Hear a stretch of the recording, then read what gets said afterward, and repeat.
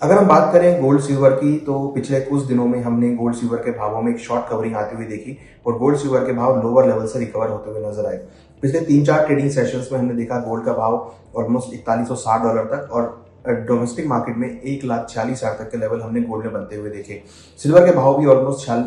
करीबन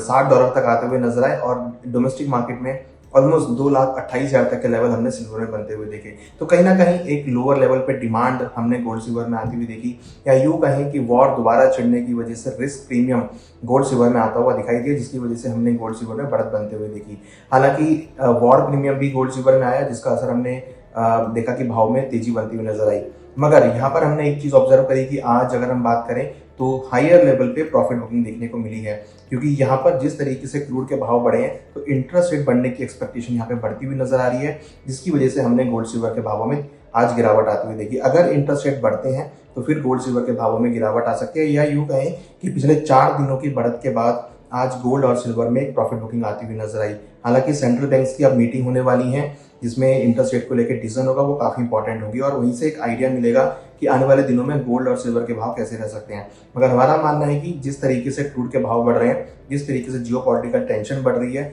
उससे लग रहा है कि कहीं ना कहीं गोल्ड सिल्वर के भावों पे प्रेशर दोबारा देखने को मिल सकता है, क्योंकि इंटरेस्ट रेट बढ़ेंगे तो वो एक नेगेटिव होगा। हालांकि डॉलर इंडेक्स यहाँ पर इंक्रीज होता हुआ नजर आया है, बॉन्ड यील्ड यहाँ पे बढ़ती हुई नजर आई है, जो अगेन गोल्ड सिल्वर के लिए नेगेटिव है। तो हमें लगता है कि शॉर्ट टर्म में एक बाउंस बैक आ सकता है, बट ये बाउंस बैक जो होगा वो एक सेलिंग की अपॉर्चुनिटी होगी और आने वाले दिनों में गोल्ड सिल्वर के भाव में हम दोबारा से गिरावट आते हुए देखेंगे। अगर हम सपोर्ट की बात करें